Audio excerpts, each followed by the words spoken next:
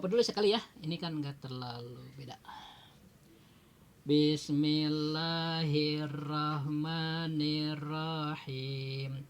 Bismillahi ngawitan abdi ngaos kana ieu kitab ngalap berkah ku nyebat jenengan Allah Ar-Rahmani anu maparin nikmat ageng di dunya sareng di akhirat Ar-Rahimi tur anu maparin nikmat lembut di akhirat wungkul. Sok bismillah bareng sama Bapak ya sok. Bismillahirrahmanirrahim. Bismillahi ngawitan abdi ngaos kana ieu kitab ngalap berkah ku nyebat jenengan Allah Ar-Rahmani anu maparin nikmat ageng di dunya sareng di akhirat Ar-Rahimi tur anu maparin nikmat lembut di akhirat wungkul. Kami sendiri ya 5 kali, kalau udah hafal baru ditambah lagi ke sini. Sok. Bismillahi ngawitan abdi ngaos kana ieu kitab ngalap berkah ku nyebat jenengan Allah Ar-Rahmani anu maparin nikmat ageng di dunya sareng di akhirat Ar-Rahimi tur anu maparin nikmat lembut di akhirat wungkul. Bismillahi ngawitan abdi ngaos kana ieu kitab ngalap berkah ku nyebat jenengan Allah Ar-Rahmani anu maparin nikmat ageng di dunya sareng di akhirat Ar-Rahimi tur anu maparin nikmat lembut di akhirat wungkul. Bismillahi ngawitan abdi ngaos kana ieu kitab ngalap berkah ku nyebat jenengan Allah Ar-Rahmani anu maparin nikmat ageng di dunya sareng di akhirat Ar-Rahimi tur anu maparin nikmat lembut di akhirat wungkul. Bismillahi ngawitan abdi ngaos kana ieu kitab ngalap berkah ku nyebat jenengan Allah Ar-Rahmani anu maparin nikmat ageng di dunya sareng di akhirat Ar-Rahimi tur anu maparin nikmat lembut di akhirat wungkul. Bismillahi ngawitan abdi ngaos kana ieu kitab ngalap berkah ku nyebat jenengan Allah Ar-Rahmani anu maparin nikmat ageng di dunya sareng di akhirat Ar-Rahimi tur anu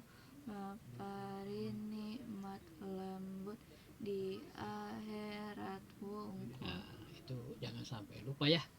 Itu makna basmalah ya. Basmalah itu ucapan Bismillahirrahmanirrahim ya, disebutnya basmalah ya. Kenapa basmalah ini ditulis di awal? Ini namanya kitab Tijan, Mi. Kitab apa? Tijan untuk menjelaskan ilmu tauhid ya.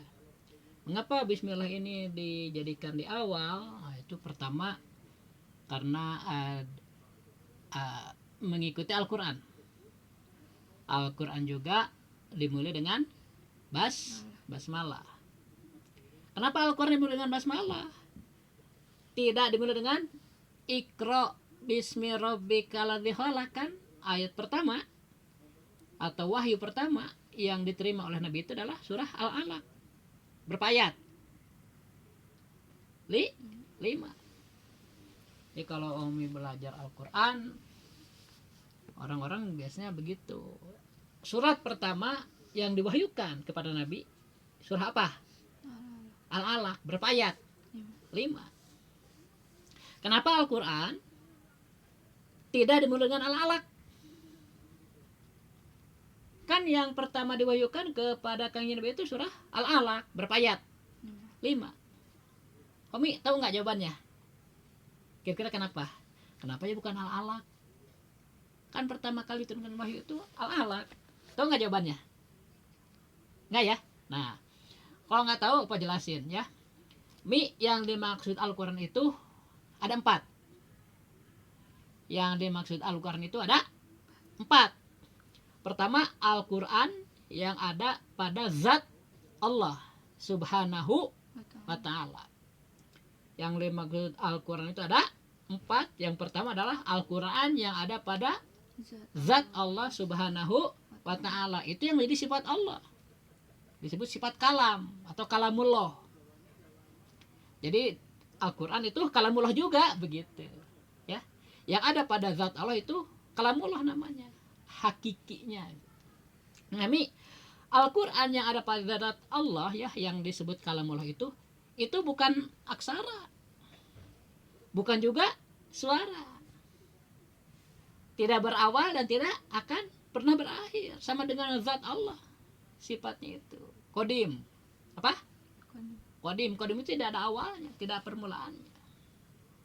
Sekali lagi, Mi, kenapa Al-Quran dimulai dengan basmalah, tidak dengan surah Al-Alaq yang berapa ayat?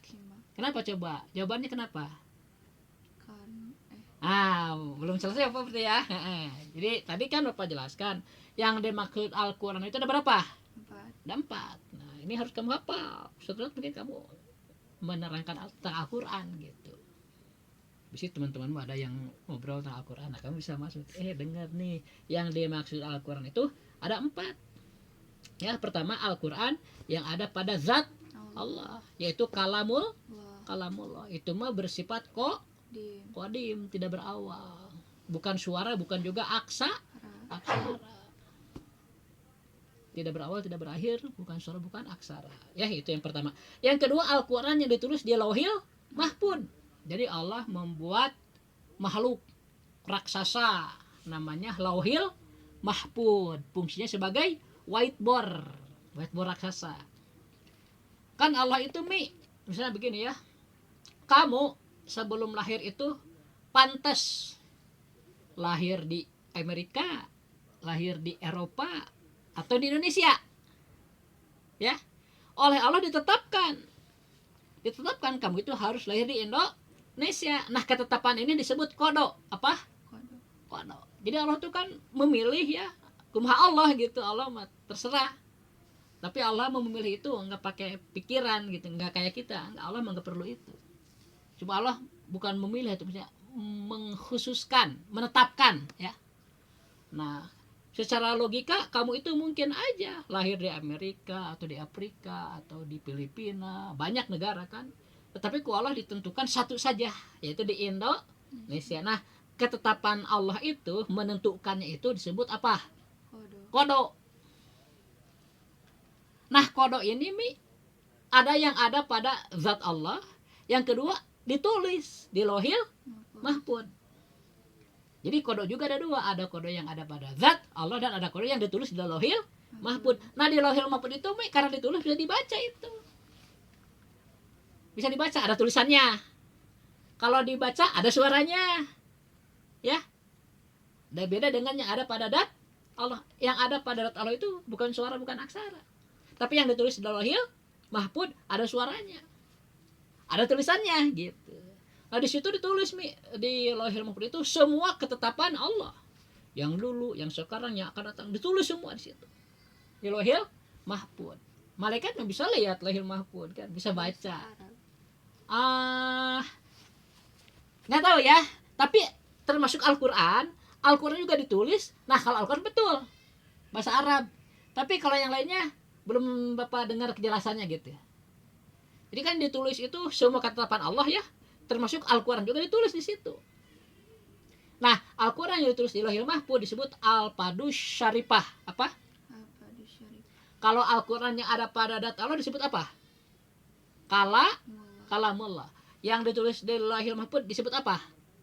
Al-Padus Syarifah. Al-Padus Syarifah itu artinya lapan yang mulia. Nah, Al-Quran yang ditulis di Lauhil Mahfud itu dimulai dengan Bismillahirrahmanirrahim. Alhamdulillahirrahmanirrahim. Terus sampai An-Nas. Jadi kenapa? Sekarang ada jawabannya nih. Kenapa Al-Quran yang kita baca itu dimulai dengan basmalah, kemudian hamdalah dan seterusnya? Itu karena mencontoh, ngajiplak gitu.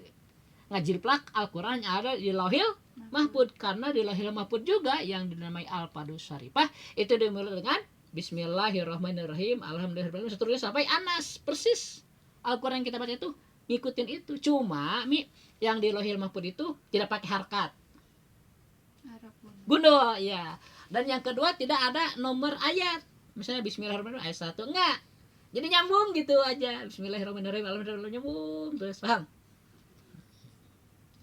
Jadi Homi tahu jawabannya ya sekarang. Misalnya di sekolah ada temanmu yang bertanya, kenapa ya Al-Quran itu dimulai, Al-Quran yang kita baca gitu maksudnya ya, disebut Mazhab Utsman itu. Kenapa Al-Quran yang kita baca dimulai dengan basmalah, bukan dengan surah Al-Alaq misalnya? Nah, kamu jawab, karena Al-Quran yang kita baca itu susunannya mengikuti apa yang ditulis di Lauhil Mahfud yang disebut Al-Padus Syarifah. Karena di Al-Padus Syarifah itu ya, di Lauhil Mahfud yang dinamai Al-Padus Syarifah dimulai dengan Bismillahirrahmanirrahim, Alhamdulillahirrahmanirrahim, terus sampai An-Nas. Paham ya? Nah, yang ditulis di Lauhil Mahfud mah ada tulisannya enggak? Ada. Bisa dibaca enggak? Bisa. Berarti ada suaranya kalau dibacakan? Nah, itu mah bukan kodim, paham? Tapi hadis. Apa? Hadis. Hadis itu ada awalnya. Tetapi kalau kamu ditanya oleh temanmu misalnya, Homi, Al-Quran itu hadis atau kodim? Kamu harus menjawab Al-Quran yang ada pada dat Allah, kodim. Nggak boleh bilang hadis, ya. Nggak boleh, karena Bapak menjelaskan bahwa di Lauhil Mahfud itu hadis itu karena kita ngaji. Di tempat ngaji boleh dijelaskan itu, tapi di luar ini nggak boleh. Kalau ada orang bertanya Al-Quran itu hadis atau kodim, jawabannya kodim. Karena yang dimaksud adalah yang ada pada zat Allah. Paham ya? Jadi Al-Quran itu ada 4. Pertama yang ada pada dat Allah disebut apa? Kalamullah, bersifat kodim. Kedua yang ditulis di Lauhil Mahfud disebut apa? Al-Padus Syarifah. Ini mah hadis ya, karena ada tulisannya dan ada suaranya kalau dibaca. Kalau di dat Allah mah bukan tulisan, bukan suara, bersifat kodim. Nah, setelah Al-Quran itu ditulis ya, kan sebenarnya bukan Al-Quran aja, kata Pak juga kan semua kodok ketetapan Allah ditulis itu. Misalnya orang itu pantas umurnya 70, pantas 90, pantas 80, pantas 100, ditetapkan oleh Allah salah satunya. Misalnya ditetapkan 100 tahun misalnya. Nah, itu kodok. Jadi kodok semua ya. Ketetapannya ditulis di Lauhil Mahfud. Termasuk katanya di Lauhil Mahfud itu ada apa? Ada pohon, namanya pohon Sidratul Muntaha. Nah, daun tiap pohon itu ada tulisan nama orang. Misalnya nih, Jaidun 40 hari lagi akan meninggal. Nah, si daun itu jatuh ke tangan malaikat Israel. pencabut nyawa. Jadi tahu, oh 40 hari dari sekarang orang ini dicabut nyawa gitu ya. Makanya kata sebagian ulama yang sudah jero ilmunya gitu, jadi ketika daun itu jatuh, orang yang namanya tertulis itu tuh bergetar hatinya, temi dagdug gitu, tagiwur. Dan badannya menggigil. Tapi itu harus setelah sholat asar terasanya. Itu tanda bahwa dia 40 hari kemudian akan meninggal. Deg-deg gitu, menggigil. Padahal nggak ada angin apa, biasa normal gitu. Tapi dia, nah itu karena jadi kontak ya antara jatuhnya daun yang ada nama dia dengan batinnya gitu. Itu 40 hari sebelumnya itu udah ada tanda-tandanya. Tapi nggak semua orang tahu itu. Yang ngaji aja yang tahu. Nah, jadi orang yang tahu mau dipersiapkan, oh satu mau meninggal ada tandanya nih, buru-buru ibadah, buru taubat gitu kan.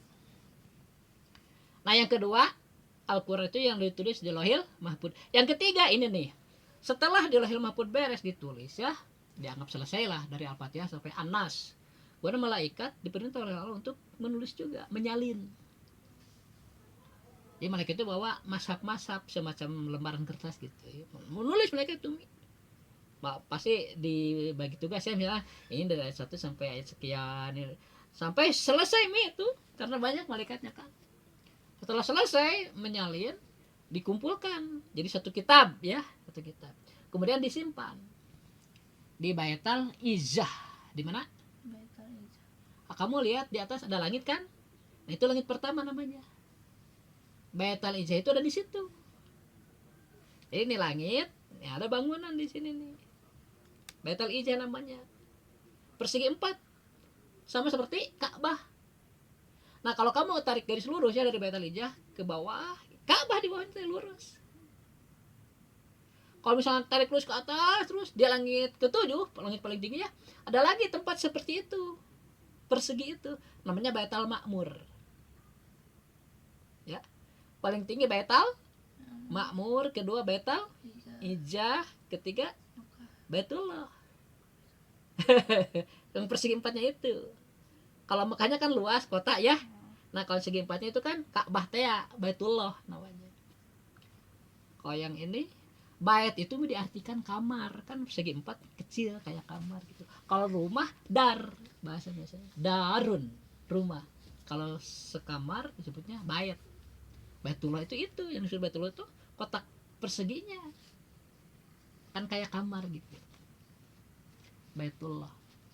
Yang di atas Baitul Izzah. Di atas lagi Baitul Ma'mur. Nah kalau yang di bawah ini Baitullah tempat tawaf manusia ya, manusia tawaf kan. Kalau yang di atas Baitul Ma'mur tempat tawaf malaikat itu. Malaikat juga sama, tawaf, khutbah Jum'ah, sholat sama. Cuma mereka mah nggak dapat pahala kan nggak dikasih nafsu. Bahkan pahala-pahala malaikat itu diberikan ke manusia. Berarti bukan nggak berpahala ya, cuma pahalanya dikasihkan kepada manusia gitu. Nggak buat mereka, mereka mah nggak perlu. Karena kan malaikat mah selamanya taat kepada Allah, gitu. Selamanya baik. Nah, yang ketiga tulisan para malaikat ya. Nah, salinannya itu disimpan di Baitul Izzah. Ini Lauhil Mahfuz tuh di atas. Ya, kalau nggak salah di langit 7 juga itu. Kalau Baitul Izzah kan di bawah. Berarti malaikat itu turun dari langit ke-7 menuju Baitul Izzah. Nah turunnya para malaikat ini membawa mashaf Al-Quran itu sekaligus dapatan wahidan. Itu yang disebut dengan nuzulul Quran. Itu yang hakikinya sekaligus, itu paling dulu itu. Sehingga yang dimaksud di surah apa, inna anzalnahu, terus Surat apa itu? inna anzalnahu fi lailatil, surat apa? Surat Al-Qadar. Al-Qadar. Nah itu inna anzalnahu fi lailatul qadri, artinya begini, inna sesungguhnya kami. Kalau Allah membahasakan kami berarti Allah bersama malaikat gitu. Sesungguhnya kami itu anzalnahu, telah menurunkan kami terhadap Al-Quran fi lailatil qadri, kepada Baitul Izzah, ke langit dunia pada malam Lailatul qadar. Itu kalau ditafsir gitu kan. Jadi inna anjalnahu fi lailatul qadar itu artinya sesungguhnya kami telah menurunkan Al-Qur'an ke Baitul Izzah, disimpan maksudnya di langit dunia pada malam Lailatul Qadar. Malam Lailatul Qadar itu malam itu ditulis segala ketentuan itu, termasuk Al-Qur'an itu. Entah memang malam kejadian atau karena memang belum ada makhluk lain kan ya. Ini yang ketiga. Jadi yang pertama yang dimaksud Al-Quran itu adalah Al-Quran yang ada pada zat Allah yang disebut kalamullah, yang bukan suara, bukan aksara, dan bersifat qadim. Kedua, Al-Quran yang ditulis di Lauhil Mahfuz yang dinamai Al-Padus Syarifah. Ini mah ada tulisannya, kalau dibaca ada suaranya ya, bersifat hadis baru. Yang kedua, yang ketiga, Al-Quran yang disimpan di Baitul Izzah, ruang perpustakaan lah gitu. Nah, itu mah nggak ada namanya. Itu yang ketiga. Yang keempat, Al-Quran yang biasa kita baca, yang disebut Mashaf Mani. Karena ketika di zaman Nabi, Al-Quran itu nggak boleh ditulis, nggak boleh dibukukan begitu. Setelah Nabi meninggal, jadi dihafal, ditalar. Seluruh sahabat Nabi hafal Al-Quran katalar. Sehingga seluruh sahabat Nabi itu adalah mujtahid, ahli hukum gitu. Enaknya mereka itu kan ketemu sama Nabi, kalau ada masalah bisa diputuskan dengan Nabi. Kalau nggak ketemu Nabi, mereka bisa bikin inovasi sendiri, ijtihad namanya itu. Tapi nggak jauh dari Nabi kan, karena ketika pernah ada 2 sahabat ya dalam perjalanan ya kemudian nggak bisa wudhu gitu karena nggak ada air ya. Yang satu kalau nggak salah dua-duanya tayamum ya. Nah, pokoknya sholat lah tapi nggak wudhu gitu ya. Nah, kemudian setelah melanjutkan perjalanan nemu air. Nah, yang seorang itu wudhu sholat lagi. Nah, kemudian ketemulah mereka selesai pernah itu dengan Nabi, bertanya kepada Nabi, yang ini misalnya soalnya sekali gitu kan, tayamum aja, yang ini 2 kali kan ya, udah tayamum terus ketemu air sholat lagi, mana yang benar gitu. Kata Nabi dua-duanya benar. Pas sahabat mau musahid, tetapi yang sholat lagi dapat 2 pahala, yang itu dapat 1. Jadi enggak dosa kalau ijtihad ya. Jadi kalau homi ditanya siapa sih yang menjadi mujtahid, yang pertama itu sahabat Nabi seluruhnya mujtahid. Karena kata Nabi, ashabi kanujum, sahabat-sahabatku itu seperti bintang di langit. Bi ayyihim ihtadaitum ihtadaitum, kepada siapapun engkau mengikuti engkau akan dapat hidayah gitu. Itu ya. Jadi ketika zaman Nabi belum ada, Al-Quran itu belum dibukukan. Bahkan Nabi melarang sahabat menulis Al-Quran, bisa beda-beda gitu. Jadi yang hafal Al-Quran tuh ditalar semua. Nah, setelah Nabi wafat kan kemudian Sayyidina Abu Bakar, sahabat yang pertama itu diangkat jadi khalifah pertama ya, pengganti Nabi ya. Nah, di zaman khalifah Abu Bakar terjadi peperangan antara umat Islam dengan Musailamah. Musailamah itu ngaku Nabi. Tuh, di zaman sudah Nabi wafat aja ada yang ngaku Nabi. Tapi emang bukan orang sembarangan itu bisa sihir lah. Jadi banyak orang Muslim yang tertipu, percaya gitu. Akhirnya kan terbelah 2 umat Islam itu. Karena Musailamah juga ngajarin bahwa nggak wajib zakat katanya, gitu kan. Yang terhipnotis dengan ajarannya ngikutin dia. Nah, oleh Abu Bakar tetap diperintahkan taubat nih, harus bertaubat, harus zakat lagi, nggak mau, malah ngajak perang. Akhirnya perang kan. Nah, ini kelompok sahabat dipimpin Abu Bakar sama Musailamah. Wah, perangnya memang Islam menang ya. Musailamah kalah, mati. Tapi umat Islami yang ikut sama Abu Bakar tuh banyak yang hafal Al-Quran meninggal.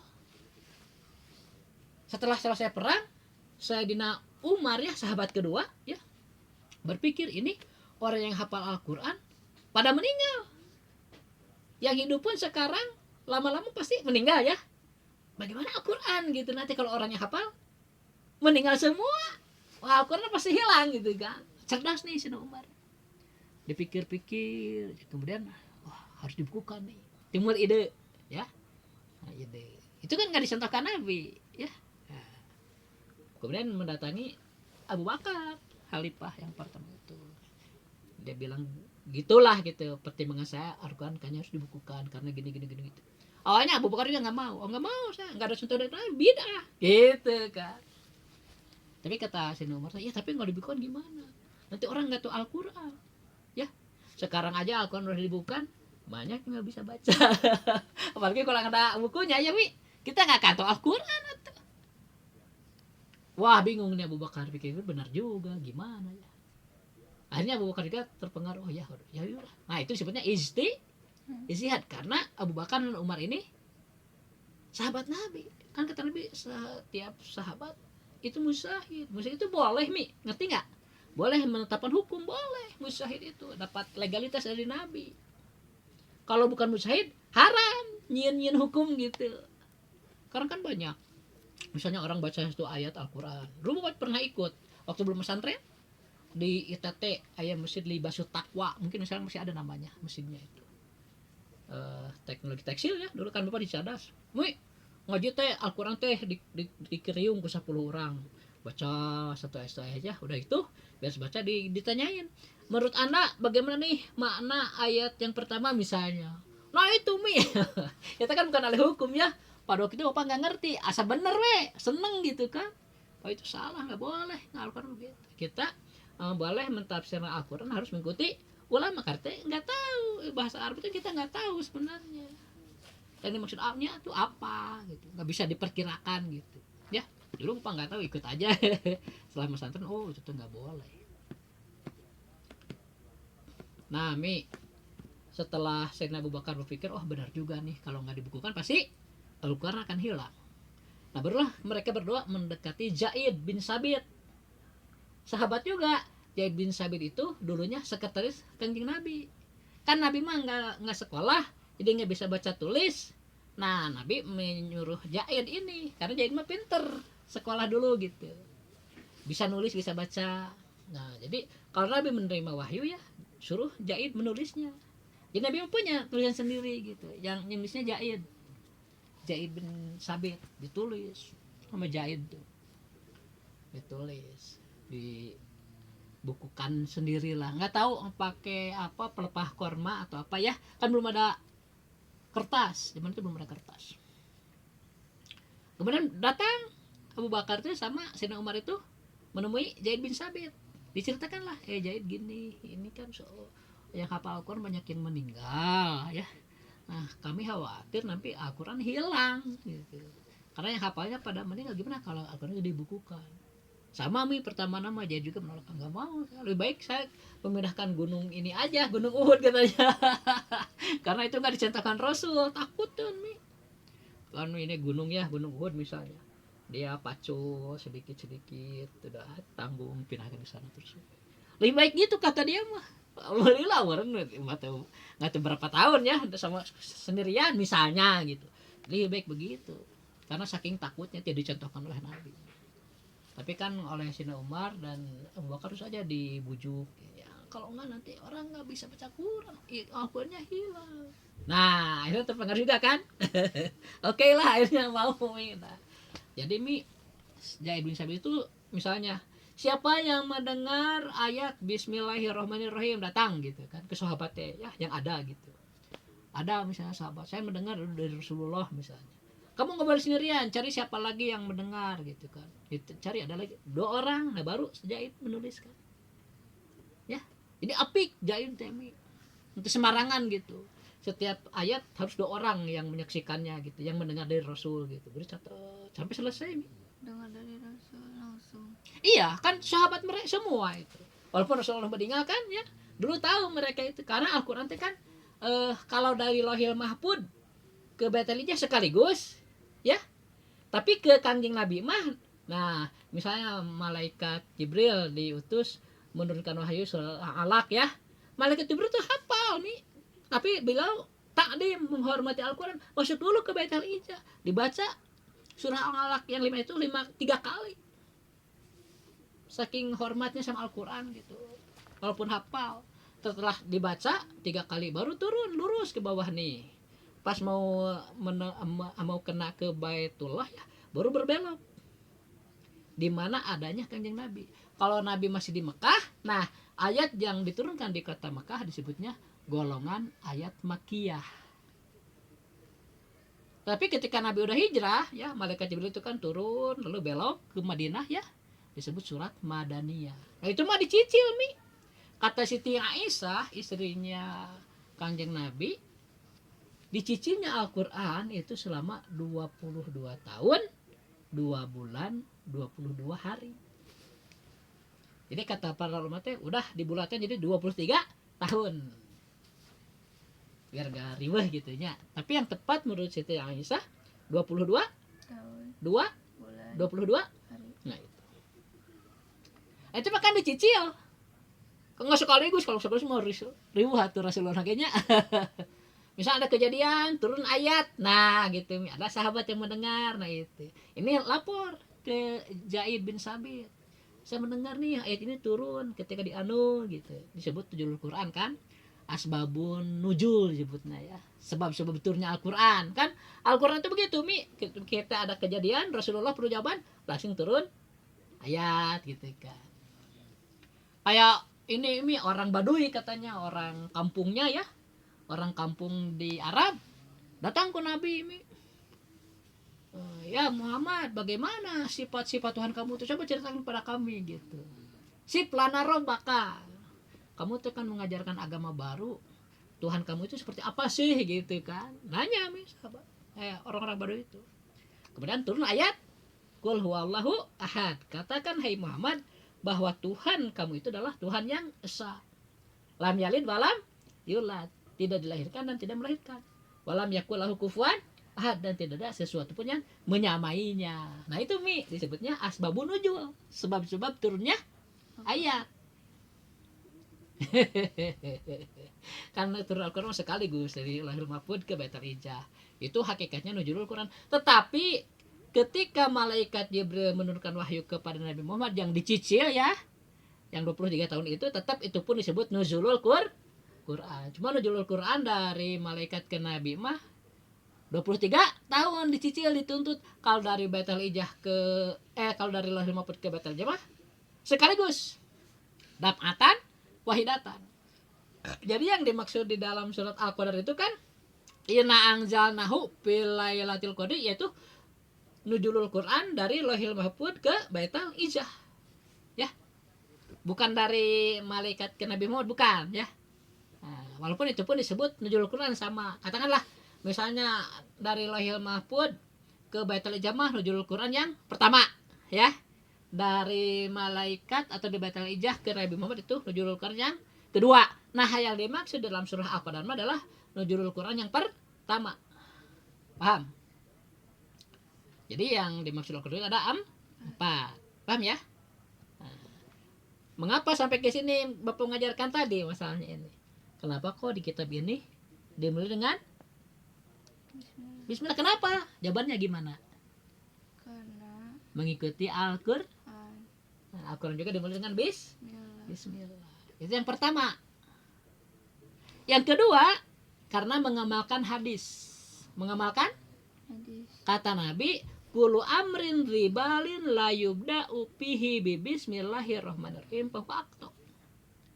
Kata Nabi, setiap pekerjaan bagus, setiap pekerjaan yang baik menurut agama ya, yang tidak dimulai dengan membaca bismillahirrahmanirrahim, maka pekerjaan itu kurang berkahnya gitu. Makanya di sini ditulis nih, agar ini dapat berkah gitu.